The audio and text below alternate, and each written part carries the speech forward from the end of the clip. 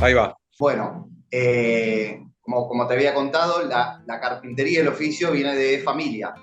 En realidad mi bisabuelo era carpintero, vino de Italia, le pasó el oficio a mi abuelo y después el oficio le pasó a mi tío. Cuando yo termino la secundaria, mi tío me invita a trabajar en la carpintería porque yo quería laburar, quería tener un mango.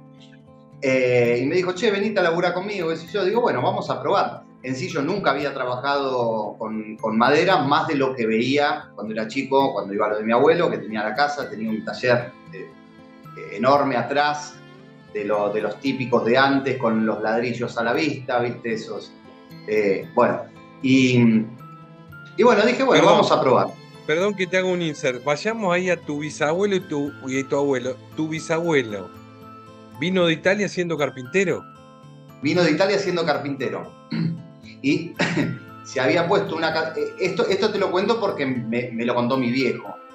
Yo Obvio. a mi bisabuelo no lo conocí, pero él se había puesto una carpintería acá que se llamaba Carpintería del Sur, en su momento. Estoy hablando, andás a saber qué año. Y bueno, le pasó el oficio a mi abuelo. Mi abuelo era un muy buen carpintero de los de antes, que bueno, era otra cosa en el sentido de que había que arreglarse mucho con, quizás no había tanto la tecnología que hay ahora, y para poder hacer trabajos de calidad tenías que tener mucha práctica y muchos conocimientos. Eh, pero bueno, básicamente no me ponía en detalle de lo que hacía mi abuelo, porque era muy chico, por ahí no tenía tanto uso de razón, pero sí recuerdo muchas cosas, herramientas del taller, el olor, bueno, etcétera. Y bueno, cuando se dio la oportunidad de trabajar con mi tío, bueno, me mandé y la verdad, como te había comentado, fue como una especie de amor a primera vista, me encantó el oficio, lo sentí muy cercano. Eh, Mira, yo digo que cuando haces algo y mirás la hora y son las 10 de la mañana y te fijaste dentro de 2 horas y son las 10:10 es porque no es lo tuyo. Ahora cuando son las 10 de la mañana, te fijaste a los 10 minutos y son las 3 de la tarde es porque claramente eso te hace bien, te gusta. Bueno, y eso me empezó a suceder con la carpintería. No en los comienzos. Mirá que justo pasó una moto. Eh, no, no en los comienzos, porque obviamente no entré, digamos, entré como un ayudante y hacía por ahí los trabajos menos laboriosos, estaba aprendiendo, me hacían juntar mucho aserrín de abajo de las máquinas y muchas cosas que no me gustaba. Pero a medida que fui entrando en el oficio y fui aprendiendo un poquito más y demás, ahí fue cuando me di cuenta que era lo que realmente me gustaba y que, bueno, obviamente uno en ese momento por ahí no tiene una proyección a futuro, pero sí tenía en claro que quería seguir manteniendo ese linaje de la carpintería. Por suerte lo pude mantener y hoy me dedico a eso. Y como te comentaba, mi primer trabajo, o sea, lo primero que me comentaron más allá de juntar el acerrín de abajo de las máquinas y de barrer y esas cosas que no me agradaban mucho, era hacer muletas. Nosotros teníamos justo así en diagonal bueno, un negocio que es muy conocido, no sé si lo puedo decir, Che, puedo decir, Silfab, no sé si lo ubicás. ni idea. Bueno, Silfab es una casa de ortopedia que tiene muchas sucursales, no sé ahora, en su momento tenía muchas sucursales a nivel nacional o provincial, la verdad que no sé. Y justo teníamos enfrente del taller, el taller estaba en Paternal, tenía del lado de la avenida San Martín el local al público, con un showroom muy grande, en la parte de atrás estaba el taller. Y justo era como una especie de 5 esquinas, en la parte de atrás, que estaba el portón, que entrabas al taller, enfrente, así en diagonal, estaba el Silfab. Y bueno, le teníamos que hacer X producción de muletas por semana. Y bueno, ahí empecé haciendo muletas, un poco frustrante al principio porque me costaba, se rompían las maderas, porque ¿qué pasa? No eran muletas rectas, sino que eran muletas donde había que hacer un pequeño curvado para unir con el taco, digamos. Y todo ese proceso me costó mucho. Después, obviamente, con el tiempo vas entendiendo un poquito más las propiedades de la madera y ciertas cosas y decís, bueno, eh, no, quizás no lo estábamos haciendo correctamente, pero ¿qué pasaba? Teníamos un objetivo, había que llegar, bueno, en fin. Y recuerdo que tenía un tacho con agua fría, agua natural, y sumergíamos las piezas, digamos los dos laterales, los sumergíamos ahí durante 1 hora. Bueno, claro, yo me frustraba, pero la realidad es que ese tiempo era muy corto para que la madera alcance una cierta humedad y que pueda generar una curvatura sin romperse. Y la cantidad de muletas que se rompieron, de madera que se rompieron, fueron impresionantes. Y la culpa era mía, ¿viste? Entonces, bueno, nada, pero muchas salían bien. Entonces, claro, metía las maderas, le metíamos una prensita y después abulonábamos, y a medida que iba apretando, algunas no, y de golpe algunas hacían plaf, ¿viste? Entonces, Claro, digamos... hago acá un insert. Es la muleta que tiene un palo arriba, 2 palos doblados y un palo en el medio que en general se regulaba la altura. Era algo así. Exactamente, algo Claro, así. Entonces yo unía el taco de abajo, que era donde iba el regatón, digamos, de la sí. muleta, con los dos laterales, que iban con el apoyo de arriba. Esos dos laterales yo los vinculaba entre sí, generando esa curvatura que le tenía que hacer a la madera, ¿viste? Y bueno, digamos, ese fue mi primer trabajo en carpintería durante mucho tiempo, hasta que después fui aprendiendo ciertas cosas. Y lo que sí mi tío hacía mucho hincapié, también venía de escuela vieja, era laburar mucho con herramientas manuales. De a poco fui incursionando, cuando ya me cansaba un poco y me hinchaba, ¿viste? Y le decía, tío, no me das otra cosa para hacer todo el día haciendo muleta. En algún momento me cansaba.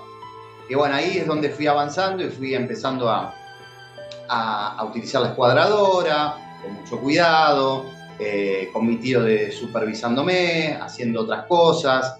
Hasta hemos ido a tomar medidas de muebles, donde aprendí cómo se tomaban las medidas para por ejemplo, hacer un mueble dentro de un vano, ciertas cosas, que la verdad que es muy sencillo, pero en ese primer contacto te da un pánico tremendo, ¿viste? Porque empezás ¿y cómo lo hago? ¿Y quedará bien? ¿Y no queda? Que es el día de hoy, que todavía todo ese proceso me sigue generando una especie de cosquilleo, ¿viste? El proceso de la medida, si habré tomado bien. Obviamente hoy, por ejemplo, yo tomo mucha medida doble, es decir, tomo a mano y tomo con un medidor de distancias. A veces para simplificar, pero obviamente después hago un rechequeo. Pero ¿qué pasa? El aparatito me deja mucho las medidas guardadas, entonces si después yo creo que anoté mal, es imposible porque ahí lo tengo bien. Entonces hago un Claro. chequeo visual y después la Sí, quiero, instalación. quiero, quiero explicar un poco esto para quienes nos escuchen, que los muebles a medida, que es un poco lo que estás hablando vos, que van dentro de 2 paredes o van apoyados en una alacena, por ejemplo, en una pared y el techo, en una línea de azulejos, hay que considerar que, por lo menos en mi experiencia, muy pocas veces uno encuentra algo realmente derecho. Entonces, el juego y la experiencia del carpintero en este caso, primero es tomar las medidas bien, que significa medir de arriba, medir en el medio, medir abajo, medir lo mismo atrás y medir en el ancho, arriba, abajo, en el medio, y con ese combo empezar a evaluar cuál es la mejor situación para el mueble, dónde vamos a dejar lo torcido, digamos, para que se vea derecho, ¿no? Ese sería un poco la búsqueda, me parece que cuando uno toma las medidas, parece sencillo si uno no lo practicó, pero bueno, el hecho de cuando uno, y cuando arranca, creo que la carpintería en el inicio uno intenta que el mueble quede justo, ¿no? No sé si te ha pasado.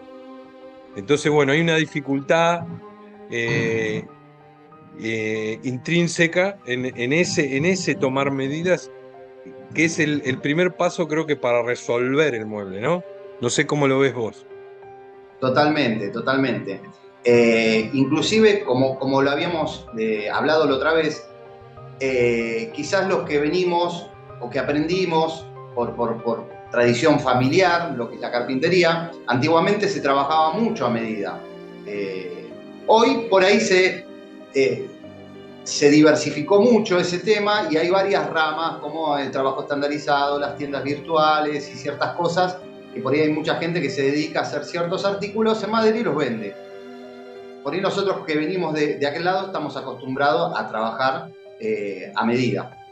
Y con el tema de las medidas, totalmente. O sea, los primeros laburos, donde un bajo mesada, por ejemplo, lo tenías que hacer entre una estructura, fueron los más terroríficos en materia de cómo van a quedar. Uno después se va soltando, obviamente, y va tomando confianza de lo que hace, ¿no? Pero bueno, nunca uno está exento de equivocarse y después llegar.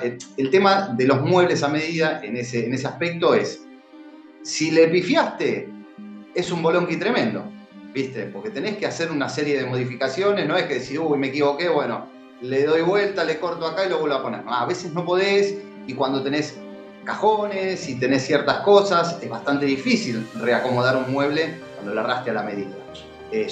Sobre todo cuando te fuiste para arriba, digamos, para fuera de los límites. Pero, por ejemplo, en lo que es tomar medidas, mi tío me enseñó, porque vos justo decías, tomar medida arriba, tomar medida en el medio y tomar medidas abajo.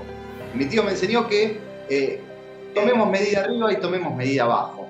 Tomemos medida arriba, tomemos medida abajo.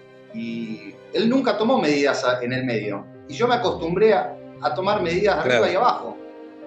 Tanto de ancho, profundidad, de altura. Entonces, bueno, siempre, digamos, es fácil, no es muy difícil. La menor medida que tengas en todos los puntos, terminás armando el mueble coincidiendo el ancho, el alto, obviamente dejándole un margen para que eso no quede en el punto donde tenés la menor medida, que quede muy ajustado. En la mayoría de los casos, donde tenés mucha dificultad, existen lo que acá se llama contramarcos. Entonces vos podés tapar esa luz o esa diferencia de ángulo que te queda en esa falsa escuadra para que el laburo quede prolijo. A veces no sucede, pero como decís vos, la mayoría de los casos, la mayoría de las veces, siempre tenés falsa escuadra y a veces exagerada. Mira, te cuento esta cortita. Hace un tiempo atrás me llamaron para hacer un bajo mesada en una casa antigua, en Caballito, muy antigua.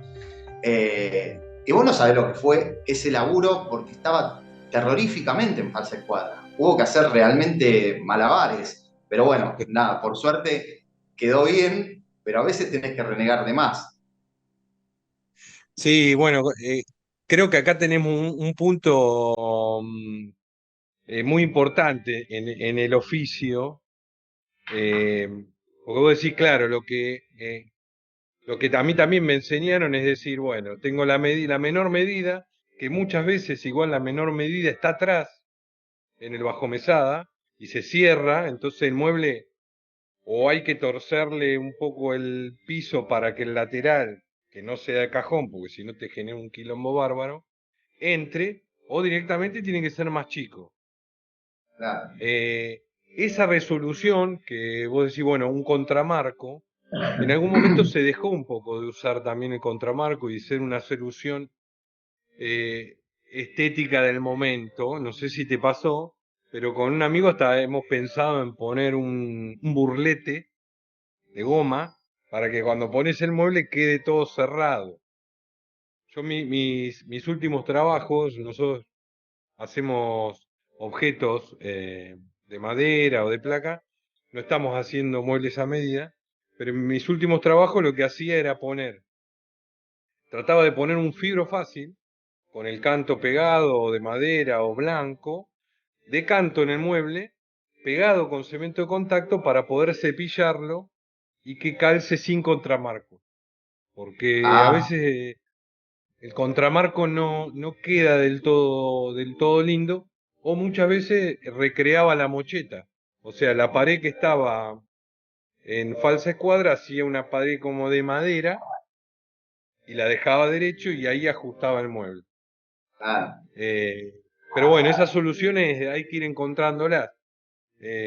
Yo las últimas era de mínima 4 centímetros más chico, o sea, 2 centímetros de cada lado, para Claro.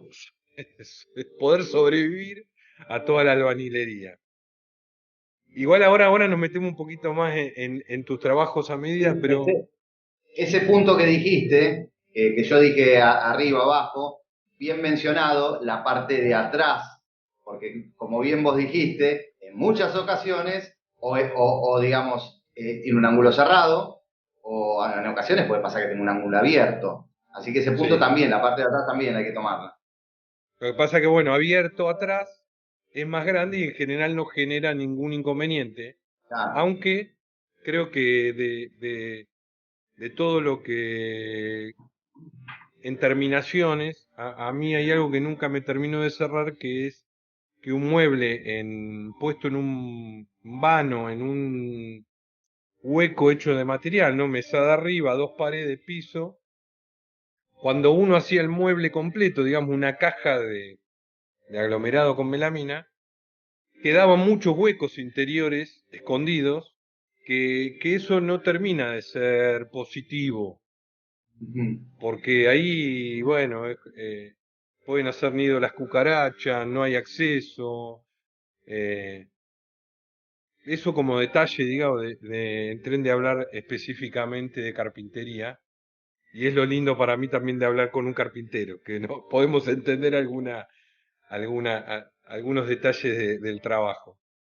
Pero volviendo vamos a ir por parte, volviendo a tu tío y por lo que contás también, porque incursionaste, digamos, en trabajos con madera maciza, que eran las muletas, y seguramente como en aquella época se usaba mucho la combinación de cuando empieza, bueno, la melamina no existía, digamos, era fórmica, se Mm. enchapaba con cemento de Tapadura. contacto, eh, pero ahí vos podés decir, Un mueble, un frente de cajón, eh, aunque quizá un frente de cajón hacerlo liso no lo hago, pero te quiero decir, un estante, una puerta o lo que tenga que hacer, muchas veces genero un mueble a partir de listones.